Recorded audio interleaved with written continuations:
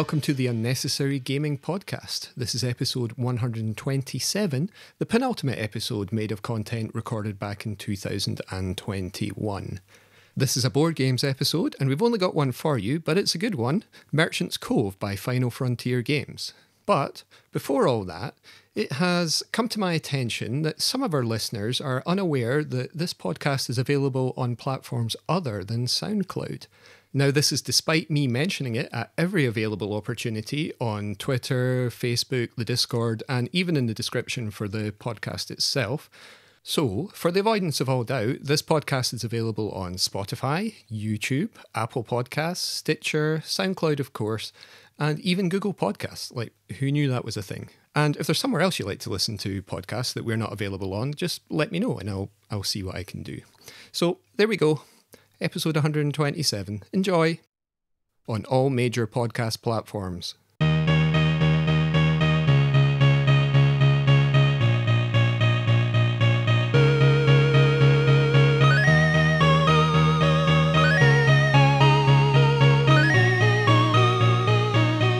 Well, we all played Merchant's Cove, didn't we, lads? Oh yeah, we did. We played Merchant's Cove. Yeah, it's a new board game you've got there, Chris. Newish, newish. It was a Kickstarter, right? And I completely forgot about it to the point where, like, I suddenly realised that people were talking about this game and playing it, and I was like, "Hang on, I backed that on Kickstarter. Where's my copy?" And it turned out I hadn't filled out the form. Just classic Kickstarter fashion. So I had to fill out the form, and then I got it about like maybe 2 or 3 months late. but I've got it now. It's been fine. sitting there waiting. I've got it with all the trimmings. Oh, Classic nice. Kickstarter trimmings. Merchant's Cove. It's different. I'll give it that. It's what would you asymmetric? It's an asymmetric game. Yeah, everybody's playing as a different character. As asymmetric as you could get for a pretty much, aye. It's an interesting concept, and I think it was what attracted me to it. Now, there's other asymmetric games out there that I quite enjoy. I mean, you all know that I love Cosmic Encounter. That's a pretty asymmetric game because you're playing as a different alien race in that, which gives you different powers. Merchant's Cove, kind of similar. However, it doesn't really give you the powers that like Cosmic Encounter does, because Cosmic Encounter kind of changes the rules of the game, whereas, like, depending on who you are. But Merchant's Cove doesn't really do that as such, because you're kind of playing multiplayer solitaire a bit when it comes to the characters. But we'll get to that, because the basics of the game is, this is a Merchant's Cove. It's a town on this land that the Final Frontier games seem to be creating, because I do have, I think it's the first game that they've made set in this land, which was Cavern Tavern, which we've played. It's a little card game, which was okay. I don't think it was fantastic, but it was okay. But Merchant's Cove is the next one along. So this little town of Merchant's Cove, you've got different heroes coming into this place, and they're represented by different coloured little meeples, so different coloured little guys, and they arrive in little boats. And the boats are drawn as you go through the turns. We won't go into massive detail, but basically the players draw the little guys out of the bag, and then they fill these little boats up. And once a boat's filled, you can push it into a harbour of your choice. Now that becomes important in the game, because the harbours represent different types of goods, or goods sizes even. And this is where it comes into the players, the characters themselves, because you need to sell goods as your character to the little guys that are sitting in the docks. So red goods for red guys, green goods for green guys, and so on and so forth. Now, the base game comes with 4 characters. Those being the Alchemist, the Captain, the Blacksmith, and the Chronomancer. But this Kickstarter edition, if you gave them enough money, if you threw enough money at them, you got the Dragon Rancher. You also got the Innkeeper, who is the innkeeper from the Cavern Tavern game. And you got the Oracle. And inside the Secret Stash expansion, if you look underneath all the bits, there is another player board inside there at the bottom of the box, which represents the Thief. And I think the Thief is the one that probably changes the game the most for, like, the game itself, if you see what I mean, whereas none of the other characters really do that. I'd say the Thief's probably a little bit more advanced We haven't played as a thief, so, you know, I'm just guessing here, but I get the feeling that that's something that it's going to affect other people, what the thief does. Right. We played as a 3-player game. That's us. It's myself and Euan and Dave. We played as the Alchemist, the Captain, and the Oracle. So, Euan, tell us about the Alchemist and those delightful amounts of corruption that you got. Oh yeah. Well, yeah, the Alchemist was an interesting character that I lost quite badly with. I think going back to it, I'd kind of see the tactics that you might use with the Alchemist if I was playing again. But the basic setup with the Alchemist is you've got your big I can't remember what they call it in that. It's like not a beaker, but essentially you've got a big cauldron of you're just sort of pulling out these various elements, and they're these lovely little round plastic coloured sort of marbly ball things. They are beautiful. They are delicious. Yeah. One of the best parts I've seen in a game for a while. And you essentially, with your Alchemist, you're taking these different coloured parts and putting them into flasks, which you can then make some kind of elixirs or potions that you can sell to these heroes. You have another option where you can also remove. It's meant to be a piece of ichor from each of these flasks. It's just gunk. It's just gunk, basically. You have gunk in your sort of drawing pile as well, which is almost acts as a wild card, but then sort of builds up in your gunk cauldron. And every so often you have to try and sort of clear out that gunk cauldron, or you're going to get corruption.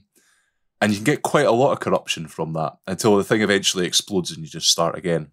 I think the thing with the Alchemist I found was it can be really time consuming doing what you're supposed to be doing. And at the start of the game, I was being quite tentative, thinking, right, okay, well, I don't want to start getting corruption right now. And I realised, like, a few turns in, I was, like, massively behind the both of you. It almost seems to encourage you to take corruption, basically, to get things done. And then you can work out ways through the game to remove some of that corruption. Whereas I sort of got myself into a point in the latter half of the game where I was like, oh, well, I've lost the enemy, I'm just going to do stuff. So I just stopped trying to either not get corruption or find ways to get rid of the corruption. And I had a stack. It was quite a stack at the end of the game. But it was a fun character to play. And, you know, those lovely little tactile balls, fnar, etc. They really made it, like, kind of, you know, intriguing. I think that, like, we should probably explain the corruption mechanic there, because the reason that corruption's bad is that if you have to take corruption, you just draw a card from a deck, which is a corruption deck, and it can massively take points off of you. Oh, yeah. At the end of the game, depending on how many corruption cards you've got and how many little rogue characters came in on the boats, or didn't come in on the boats even, because they end up in the rogue's lair. And you basically do a multiplication. And I think you ended up losing something like 70 points or something, was it? I believe was something ridiculous. Yeah. Like, it wasn't even close before that. I lost like most of it. I think I managed to get over the 100 to get one of their little 100 marker jewel things that they give you. Another luscious little piece, which I then subsequently lost in the final tally because I was back down under 100. So that was the Alchemist. Dave, the Captain. Completely different, wasn't it? Yeah, completely different. As the captain, you have a little map in front of you there's like a bunch of islands in this map, and you have 4 little boats that start as the center, and one of your actions you can take is, well, you can either just move the boats 1 square, or you can spin the Wheel of Fortune. Yeah, which you should do, because that's much more fun, and that lets you move the boats a little bit further. But there's like a downside, a kind of push your luck downside to that as well. But what you're trying to do is trying to get your boats out to either the fishing grounds that are near to the central island, and you can fish, which gets you small goods, or you can get them out to the larger islands out the periphery, and these have treasure, which in the case of the captain, the treasure is your large goods. But you don't know, when you go to each of the 4 islands, you can't tell until you get there what colour of large good it's going to be. And that's the kind of the risk that you take by sort of prioritizing large goods over small goods, because you might end up... Dave, I don't think I once saw you produce a small good in that game. I think you may have very done it rarely. once. Yeah. I was quite fortunate with my with the treasures that I flipped over. Mostly they were like good colours for me, so I kind of lucked out with that. So I didn't do as much fishing as I might have done. I mean, the game does for the captain. There's a sort of efficiency thing where you want to place your boats so that they can, when you take the search for treasure action, as many of your boats as possible are at the treasure locations. And so it's like the same for fishing. If you want to do fishing, you want to try and get lots of boats into the fishing spots and then take the fishing action. Otherwise, it's like less efficient, obviously. So that's how I kind of just never really got into the situation when I played the game where I could do a big fish and get four small goods in one go. But that's the gist of it. There's a couple of other things. The captain has a sort of push your luck mechanic where you can sort of push yourself further, but you take these little coins, and if you have too many of those coins, if you go beyond a certain limit, that's where your corruption comes from as the captain. Although weirdly, you're able to clear these coins for points if you get the boats to the right islands on the map. And I did manage to do that a few times. So not as many opportunities to gain corruption as perhaps the Alchemist, because I didn't feel that I had to push that much in order to sort of stay in contention. But maybe I just got lucky with my treasure draws. It's possible. Yeah. I mean, I was the same. I played as the Oracle, and I felt like that the main way that the Oracle gets corruption, so the Oracle's a hard one to describe, to be honest, because I don't think even either of you two understood what I was doing while I was playing the game. You were just making marks on a thing, somebody. I was like, well, the Oracle's got a roll and write thing, so the Oracle's got a board and a pen, and you can basically draw on this board. You can write things on, put little lines, and you fill in little marks and stuff on the board. But it depends on what you roll. Now, you're probably thinking, roll a dice, but no, there's only 2 dice, and then there's 3 little tokens. One's a little voodoo doll, one's a bone, and one's a coin. And you get a little tray which is separated into 2 segments, and you have to roll them into that tray. Now, the main sort of source of corruption for the Oracle was that every turn you had to roll those things. So every time you did something, if it was your turn again, you had to re-roll everything. But if everything landed on one side of the tray, you took corruption for that. Because it actually, it kind of balances itself out, because it makes the Oracle's turns too easy if that happens. Because basically what's happening is, it depends on what lands in each side of the tray. So you've got 2 dice, and then the voodoo doll, the bone, and the coin. But there are a lot of options with the Oracle on the Oracle's board for what you can do to get your goods. So, you know, if you get the dice and I think it's the bone in the same segment, one of the dice in the bone, depending on what that 4-sided dice you've rolled. So if you've rolled a 4, you can draw on your star chart, and you can put 4 lines on your star chart because you've rolled a 4 and it's next to the bone. And what you're trying to do is create boxes. So if you create a box, you get a good of that colour, because the star chart is split into different colours as well. That's the other main source of corruption, is that star chart, because there are lines that are already filled in the centre of the star chart, which you can use to create a good. So use it as the sides of a box, basically. But if you do that, you have to take corruption for it. But there's weird options with the Oracle. There's like, you know, if you've got the voodoo doll and the dice together, then you can do this like weird prediction thing where you try and predict what colours of little guys are going to come out of the bag next. And if you get that right, you can get a certain bonus depending on how quickly you got it right. There's a thing, if you got the 2 dice together, you can do a sort of number, like ascending order of numbers thing, where you can go 1, 2, 3, 4. So if you rolled a 1 and a 2, you can put a 1 and a 2 in here. And then the bottom rows it backwards, it's 4, 3, 2, 1. And however far up you get on that thing, each box that you fill in gives you something. It might be a good, it might be something else. Yeah, the Oracle was a weird one, but as soon as I saw how the Oracle played, I was like, yeah, that's the character I want to play as when we play this game. Because I just liked the number of options that they had. And you're just creating these weird little goods that are just like little relics and things like that you're putting up for sale. And one thing we haven't mentioned is that every character comes with their own little 3D good shelf. Oh, yeah. You put your goods on. So it's like you're saying, here's my shop, here's what I'm selling. But this is another part of the player interaction, because you can see what everybody else is selling at any point in the game. So like if Dave's got a red and a green good on his thing, and I've got blue and yellow, or whatever, I might want to avoid getting red and green guys into the boats and into the docks. So yeah, that's the main source of player interaction there, is where it's looking at each other's goods and then trying to stop people from selling those goods, essentially, making as much money from those goods as they can, because the more red guys there are at a particular dock, the more your red goods are going to get you. The other way to do it, not just stopping people from selling their goods, but you can also just try and outcompete them on the same colours.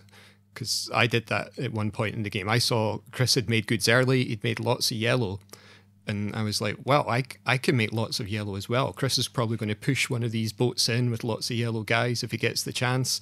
Well, I'm going to go the same way, and I'm going to try and make more, try and score more points from yellow than I reckon Chris can. Yeah. So it does work. That is a strategy, aye. It is a strategy. You're either competing against somebody, or you're basically trying to push them into doing the same thing as you are, in the hope that you'll score more points. It was a very close game in the end between me and Dave. Yeah.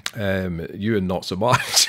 It was funny. It was amusing that we all ended in basically all next to each other on the track, like no spaces between us. It 1, looked 2, close. 3. With Euan in the centre. I could have just pretended I had one of those wee things. Unfortunately, it was exactly 100 points behind. £100. Right, I'll go into what the other characters are, but before we do, what did you think of the game, now that you've had time to think about it? You've gone away and like lay in bed that night and went, did I enjoy that? I mused on it for hours. I enjoyed it, yeah. Despite my performance in it, like it's definitely, there's a lot to recommend the game, and there's obviously, even with the Alchemist, there's things I didn't really get around to doing. Like, I don't know if we mentioned the character cards that you can use to kind of build up your actions a little bit. They just give you a wee bit more, a few more options. And yeah, I'd be intrigued to try that one again, or try different characters. Like, I like the idea of the Oracle, and just you're chucking bits of bone and twigs and shite about the place and going, oh yeah, I've made some goods. Here you go. Yeah, here's a wee thing for you. It kept occurring to me as we played the game that I could be doing anything the hell I wanted, and you guys would have been none the wiser to it, because you just didn't understand what I was doing. Throwing bits into a box and then drawing on a board. What the hell is he doing? But you were so intrigued by that system, you wanted to play it. Oh yeah, definitely, aye. But is that not perhaps the sort of core idea behind this game? Is imagine you've got like a disparate group of gamers who like different things from games, and you're like, all right, you can play, you like rolling rights, you can play this, you like chucking tons of dice, you can play this character, you like Euro games, you can be the blacksmith.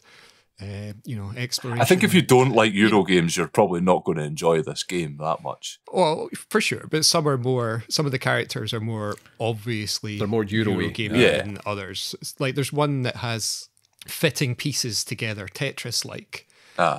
So, that's kind of a thing that people just enjoy doing. And colour, do you like matching colours? Some people just like matching colours, or set collection. There's a character in there for you. I can see, in my mind, you could imagine a group of players who are getting multiple plays out of this, where there's one player who basically just goes the Alchemist every time. Yeah. Because that's the character they like, and everyone else is quite happy for them to be that character. Yeah, I'm quite happy for you to be the Alchemist again. I'll happily be the Alchemist again. I think after one more go, I'd probably want something. Like, I can see where the depth of the Alchemist might just sort of start to to wash away after a few goes. I'd be wanting to try. It's very pretty, though. I'd be wanting the to try Alchemist something else. Very pretty. It is. Little bits. So yeah, Dave, did you enjoy it? I did. Yeah, it's a bit. There's quite a lot of luck involved in it, I felt. across all, and it'll have to be across all the characters. You Well, can there's- get unlucky Yeah. and sort of Yeah. just lose out.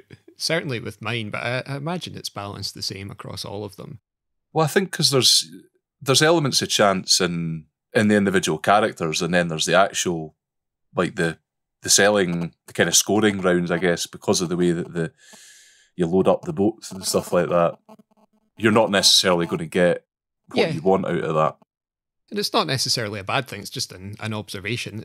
It's that kind of game. It's a little bit chaotic, in a sense. It's not the game for people who want to be in total control of everything that's going on all the time. You're definitely like, playing the chips as they fall, sort of thing. That's a mixed metaphor there, which seemed appropriate. I love a good mixed metaphor. Can we have some more? Yeah. It's like I thought I was tuned into a sports scene for a second there.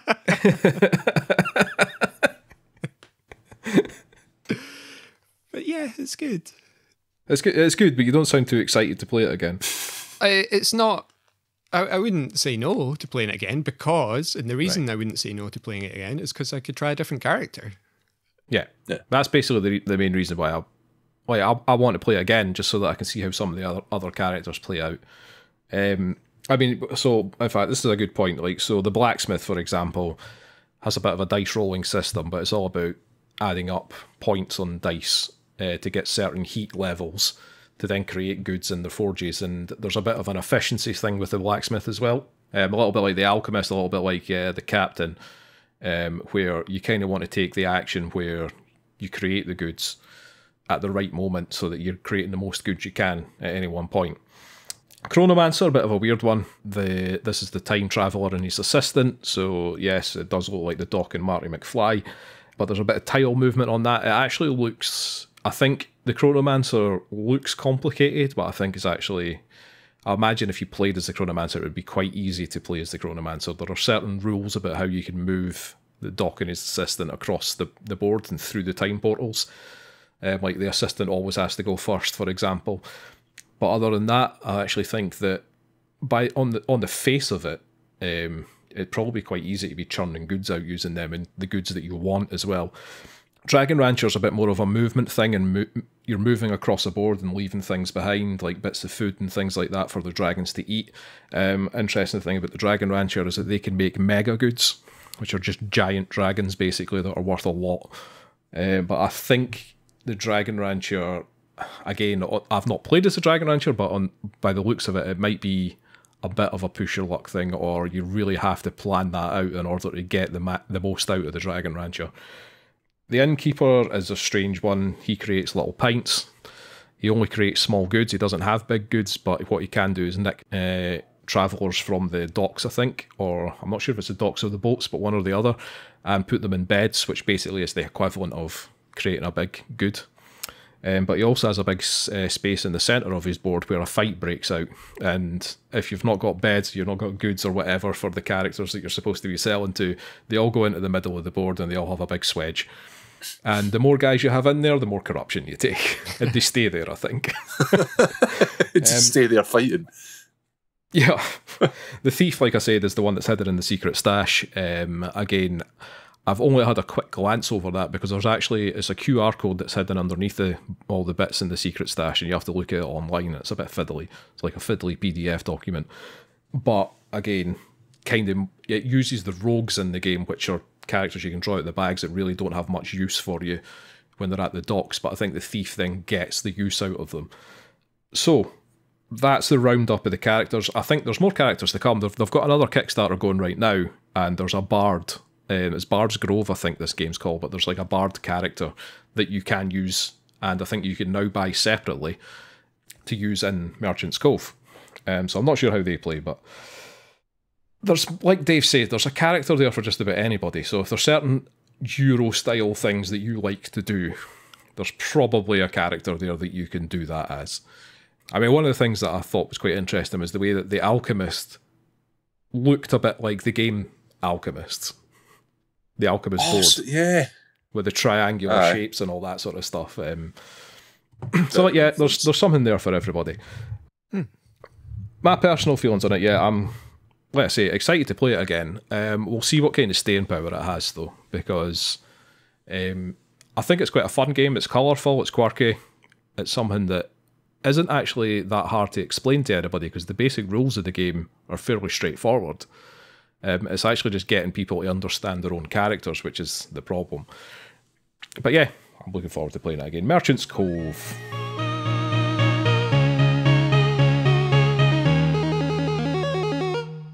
I don't know, I ate a goose egg the other day.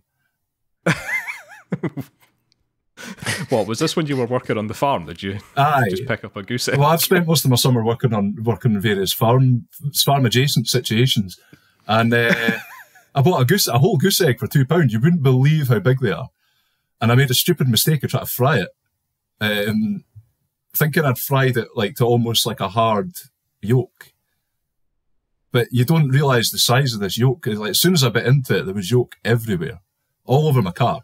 It was disgusting. Wait, hang on. You're going to have to go back. Why were you frying a goose egg in your car? I wasn't frying it in the car. I fried it before I got in the car.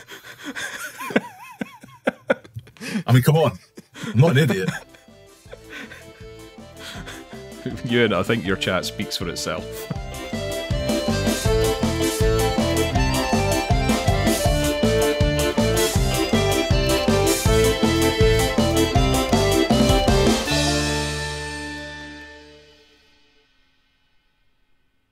On all major podcast platforms.